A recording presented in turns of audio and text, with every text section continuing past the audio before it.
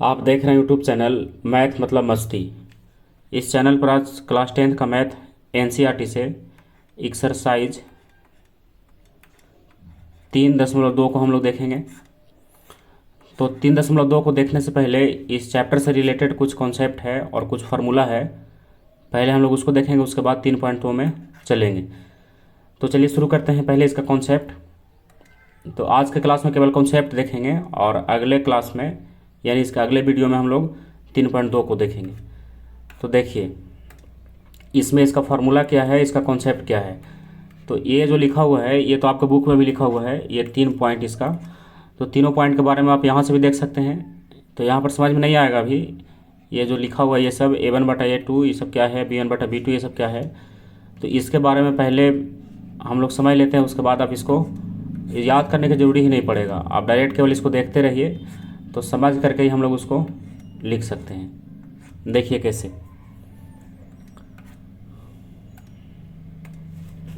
तो एक क्वेश्चन लेते हैं, द्विघात समीकरण का व्यापक रूप। द्विघात समीकरण दो चर वाला रैखिक समीकरण, दो चर वाले रैखिक समीकरण का व्यापक रूप।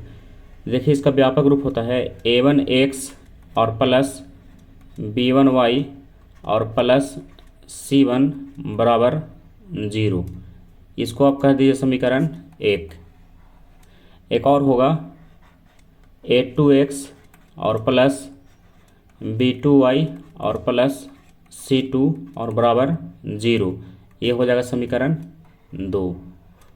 तो आप देखिए हम लोग इसमें क्या करेंगे। तो ये तो एक तरह से मॉडल है, ये है ना, इस टाइप का क्वेश्चन रहेगा। जैसे देखिए क्वेश्चन क्या रहेगा, 3x प्लस 5y और प्लस कुछ भी यहाँ पर अंक लिख दीजिए और बराबर 0। ये हो गया समीकरण एक टाइप का। देखिए है वैसा एक्स वाई मिल रहा है, A1 B1 का वैल्यू देखिए यहाँ से है, इसको बोल दीजिए A1, इसको बोल दीजिए B1 और इसको बोल दीजिए C1। और उसके बाद जैसे एक और समीकरण लिखते हैं 2x प्लस वाई और प्लस कुछ अंक लिख दीजिए बराबर 0 कर दीजिए, समीकरण 2। तो यहाँ देखिए ये हो गया A2, ये हो गया B2 और ये हो गया C2। तो इसमें A1 और B1 C1 A2 B2 C2 इसको निकालने के भी पहले समझ लीजिए। जैसे x1 के साथ जो भी अंक रहेगा उसको क्या बोलेंगे, A1 बोलेंगे, और x के साथ जो रहेगा उसको A1, और y के साथ जो रहेगा उसको B1, और जो अंक बचेगा उसको C1। देखिए ये समीकरण एक का क्लियर हो गया। अब आइए समीकरण 2 में। तो जो x के साथ रहेगा समीकरण 2 वाले में उसको बोलेंगे x2, और जो y के साथ रहेगा उसको बोलेंगे y2। तो यहाँ पर y के साथ कुछ नहीं दिख रहा लेकिन एक है, तो एक यहाँ पर किसका वैल्यू है, y2 का। ये हो गया y2, और जो अंक बचेगा उसको बोलेंगे C2। क्लियर। ये हो गया समीकरण 2 में। यानी समीकरण 1 से निकलेगा एक A1 B1 C1 और समीकरण 2 से निकलेगा A2 B2 C2। ठीक है। अगर इसमें माइनस का चिन्ह रहेगा, जैसे यहाँ कहीं पर रहता है कि 2x और माइनस 3y और प्लस 4 बराबर 0, और मान लीजिए समीकरण 1 है, तो अगर समीकरण 1 है तो वहाँ पर A1 का मान होगा +2, B1 का मान होगा -3 और C1 का मान होगा +4। देखिए इस टाइप से। तो हम लोग इसमें निकाल सकते हैं A1 B1 C1 A2 B2 C2 कोई भी निकालना हो। ये निकालने के बाद इससे संबंधित कुछ क्वेश्चन है उसको बनाना होगा, लेकिन उस क्वेश्चन को बनाने से पहले इसका कॉन्सेप्ट और फार्मूला पहले क्लियर रहेगा तो ही बनेगा। तो हम लोग आज देखते हैं केवल कॉन्सेप्ट के बारे में ही। देखिए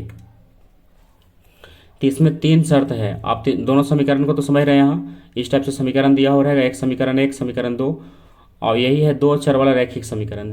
दो चर इसमें कौन है, जैसे x है और एक y है, दो चर हो गया। इसमें x y का वैल्यू नहीं बदलेगा। इसमें A1 B1 C1 या तो A2 B2 C2 क्या है, ये कोई अंक होगा, ये क्या होगा, कोई अंक होगा। लेकिन x और y तो रहेगा ही, क्योंकि ये चर पद है। अचर पद जो ये जो रहेगा A1 B1 C1 या A2 B2 C2 इसी का कोई वैल्यू अंक में होगा। नहीं तो यहाँ पर एक्स और वाई का वैल्यू जो कहता हूँ रहेगा ही, मतलब एक्स वाई रहेगा, उसमें वैल्यू केवल किसका रखा जाएगा, वैल्यू रखा है केवल A1 का B1 का C1 का A2 का B2 का C2 का। तो चलिए इसमें क्या इसका कॉन्सेप्ट है, इसमें 3 कॉन्सेप्ट लागू करना है। तो तीनों कॉन्सेप्ट को हम लोग समझ लेते हैं अलग से। देखिए पहला कॉन्सेप्ट होगा इसमें, यदि पहला कॉन्सेप्ट में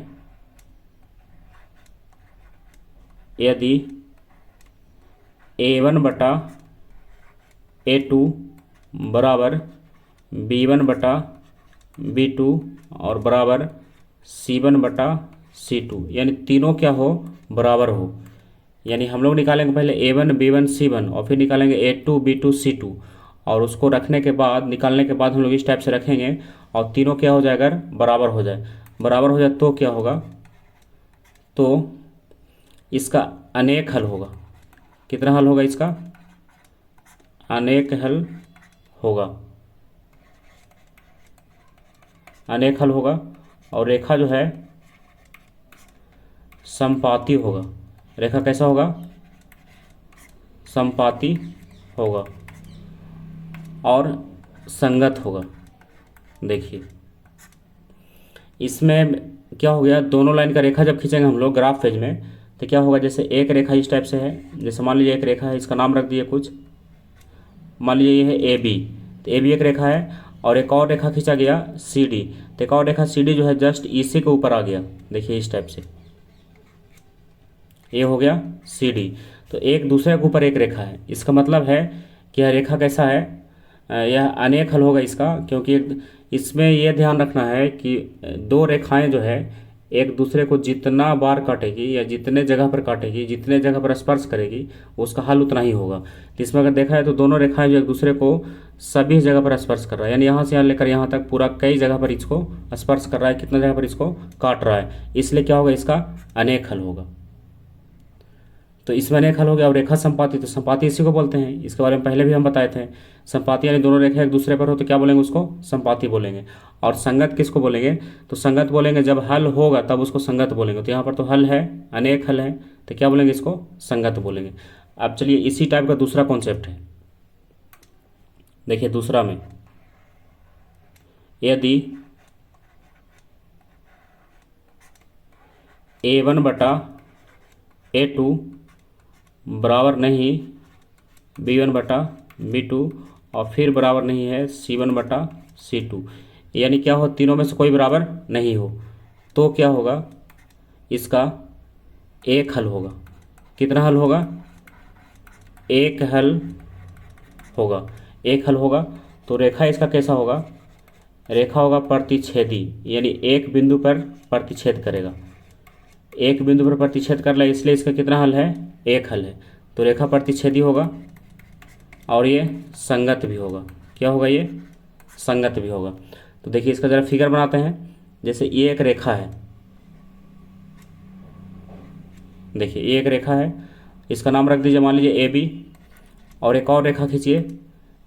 देखिए तो इसमें एक बिंदु पर प्रतिच्छेद ऐसे कर रहा है, इसका अगर नाम रख दे सी डी, तो क्या हो रहा है, एक बिंदु पर इसको प्रतिच्छेद कर रहा है। देखिए यहाँ पर इसका नाम रख दीजिए ओ। देखिए तो इस टाइप का कहीं स्थिति हो, है ना, तो हम लोग कह सकते हैं कि इसका कितना हल होगा, एक हल होगा। एक हल इसलिए होगा क्योंकि यह दोनों रेखाएं जो है एक बिंदु पर ही प्रतिच्छेद करती है, तो एक हल होगा, इसलिए रेखा को प्रतिच्छेदी कहेंगे। और अगर हल हो रहा है तो उसको क्या बोलेंगे, संगत बोलेंगे। तो यहाँ पर तो हल है, एक ही हल है, लेकिन हल है तब क्या बोलेंगे उसको, संगत। यानी कहने का मतलब यह है कि जब समीकरण दो दिया हुआ रहेगा तो हम लोग उसको बिना सोल्व किए हुए बस A1 B1 C1 A2 B2 C2 निकाल करके और उसको जांच कर सकते हैं कि इसका कितना हल होगा, और इसका अगर ग्राफ खींचा है तो ग्राफ इसका कैसा होगा। तो ये हो गया दूसरा पॉइंट। अब एक और पॉइंट है तीसरा। तो देखिए तीसरा पॉइंट में है, यदि A1/A2 बराबर B1/B2 और बराबर नहीं है C1/C2, यानी एक बराबर हो एक बराबर नहीं है, तो क्या होगा। देखिए तो क्या होगा, इसका कोई हल नहीं होगा,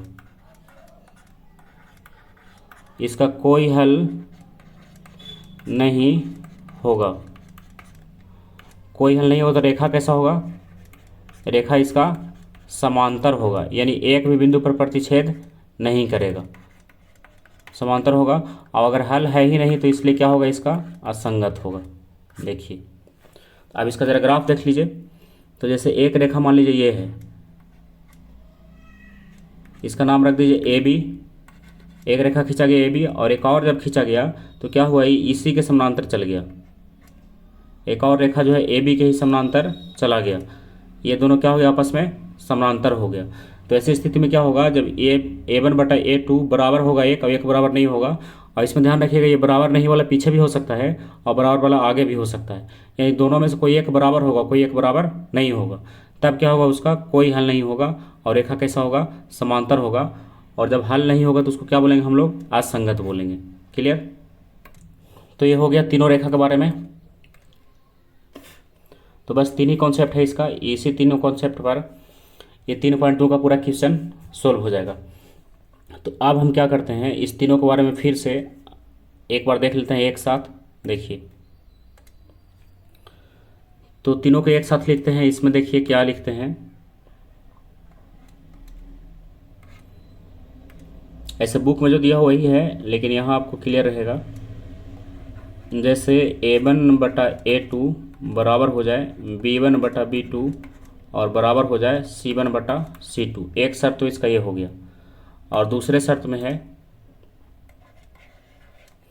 यदि A1/A2 बराबर हो जाए B1/B2 और अच्छा इसको हम जैसे पढ़ रहे थे उसे लिख देते हैं, इसके बाद बराबर नहीं वाला आया था, इससे कोई दिक्कत नहीं, आगे पीछे भी आप लिख सकते हैं, ये तो फार्मूला है। A1/A2 एक बराबर कर दीजिए B1/B2 और एक बराबर नहीं कीजिए C1/C2, मेन इसका ही ध्यान रखना है। तो आप देखिए क्या होगा इसमें,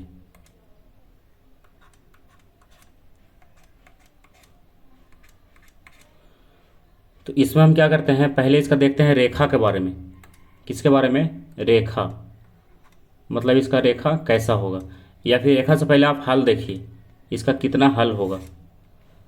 तो पहले हम लिख देते हैं इसका हल,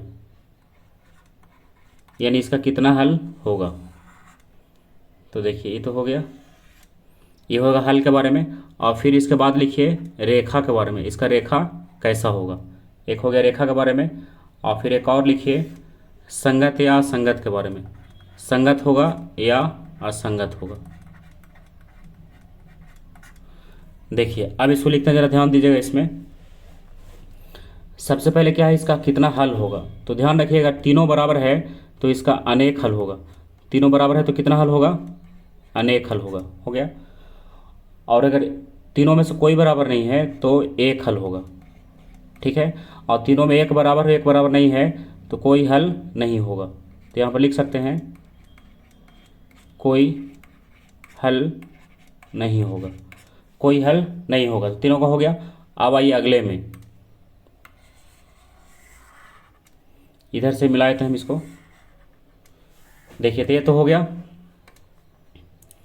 अब इसमें आइए रेखा के बारे में। तो अगर अनेक हल होगा यानी दोनों रेखाएं जो है अनेक बिंदु पर प्रतिच्छेद करेगा, और अनेक बिंदु पर प्रतिच्छेद करेगा तो उसी को हम लोग क्या बोलते हैं, संपाती बोलते हैं। क्या बोलते हैं उसको, संपाती, ठीक है। और एक हल होगा इसका मतलब एक बिंदु पर प्रतिच्छेद करेगा, और अगर एक बिंदु पर प्रतिच्छेद करेगा तो उसको हम लोग बोलेंगे प्रतिच्छेदी। क्या बोलेंगे उसको, प्रतिच्छेदी। क्लियर। और यहाँ पर कह रहा है कोई हल नहीं होगा, यानी एक भी बिंदु पर प्रतिच्छेद नहीं करेगा, इसका मतलब है क्या होगा, वो रेखा समांतर होगा। देखिए क्या होगा, रेखा समांतर होगा। आप संगत और असंगत के बारे में भी बड़ा आसानी से याद रख सकते हैं, जिसका हल होगा उसी को बोलेंगे संगत, और जिसका हल नहीं होगा उसको बोलेंगे असंगत। तो देखिए इसमें अनेक हल था यानी संगत हो गया, अब इसका एक हल था तो ये भी क्या हो गया, संगत हो गया। अब इसका कोई हल नहीं था इसलिए क्या हो गया, ये असंगत हो गया। देखिए स्पष्ट है। तो यही तीनों इसमें याद रखना है। इसमें एक तो बड़ा आसानी से याद रहता है, फर्स्ट वाला इसका, कि अगर तीनों बराबर है इसका मतलब अनेक हल है, तीनों बराबर है इसका मतलब अनेक हल है, तीनों बराबर है अनेक हल। इसमें गड़बड़ होता है किसमें, दूसरे और तीसरे वाले में। इसमें क्या होगा, इसमें लगता है कि तीनों में एक बराबर है एक बराबर नहीं तो इसका एक हल होगा, लेकिन नहीं, इसी का कोई हल नहीं है। और तीनों में अगर कोई बराबर नहीं है तब उसका एक हल है। अब अगर हल इसका याद है तो रेखा भी पकड़ सकते हैं। अनेक हल होगा यानी संपाती होगा, क्योंकि अनेक बिंदु पर प्रतिच्छेद कर रहा है। एक हल होगा यानी एक बिंदु पर प्रतिच्छेद कर रहा है तो प्रतिच्छेदी होगा। और कोई हल नहीं यानी कहीं पर स्पर्श उसको नहीं कर रहा है। तो यह तभी संभव हो सकता है जब दोनों रेखा क्या हो, समांतर हो। और संगत व असंगत भी याद करना बड़ा आसान है, जिसका हल है उसको लिख दीजिए संगत और जिसका हल नहीं उसको लिख दीजिए असंगत। तो अनेक हल है यानी हल हो रहा है, एक हल है यानी इसका भी हल है, तो दोनों क्या हो गया संगत, और बाकी एक हो गया असंगत। स्पष्ट है। इसके रेखा के बारे में थोड़ा समझ लीजिए। रेखा का प्रकार जैसे देखिए, पहला क्या था, संपाती। पहला क्या होगा, संपाती।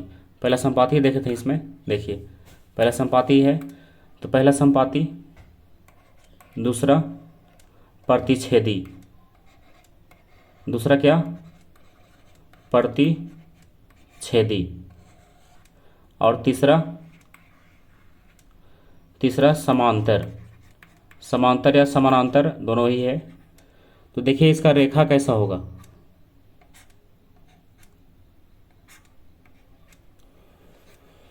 तो देखिए इसको रेखा खींच करके हम बता रहे हैं इसमें, यानी अगर ग्राफ खींचेंगे तो इसका रेखा जो है कैसा बनेगा, तो संपाती होगा।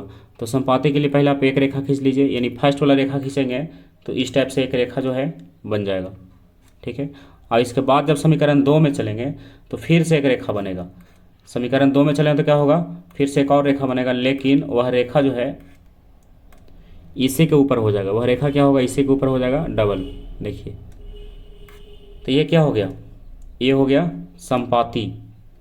इसको क्या बोलेंगे हम लोग, संपाती। अगर इसका नाम लिख दें तो जैसे लिख दिए इधर से कुछ ए और बी, और इधर लिख दिए सी और डी, तो दोनों रेखाएं क्या है आपस में संपाती हैं, यानी एक दूसरे के ऊपर है, तो क्या बोलेंगे इसको, संपाती।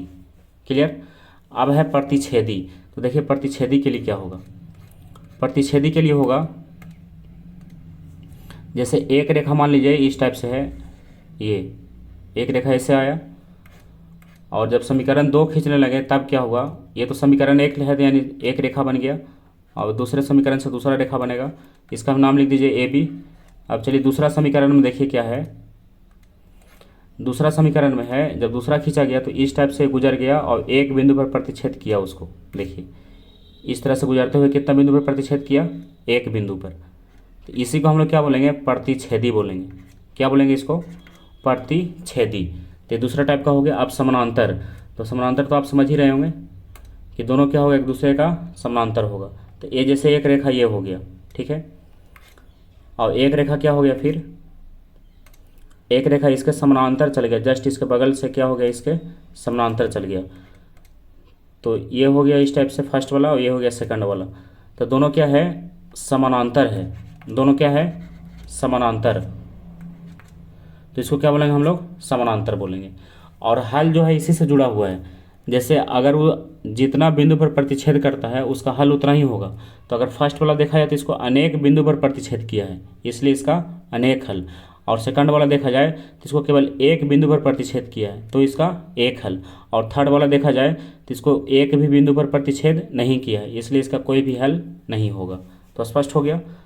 तो इस प्रकार आप तीनों को बना सकते हैं। जो देखिए बुक में जो था यही था, इसमें देखिए यही इसमें दिया हुआ है। इसको ज़रा एक बार मिला लीजिए बुक वाले को,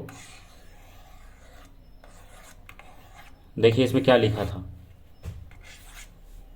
इसमें एक नया जानकारी ही मिलेगा। देखिए क्या है इसमें, जैसे फर्स्ट वाला में है कि ये तो समीकरण दिया है, इसमें A1 B1 C1 ये सब निकाल दिया है, और इसके बाद क्या निकाला है, A1/A2 B1/B2 C1/C2 निकाला।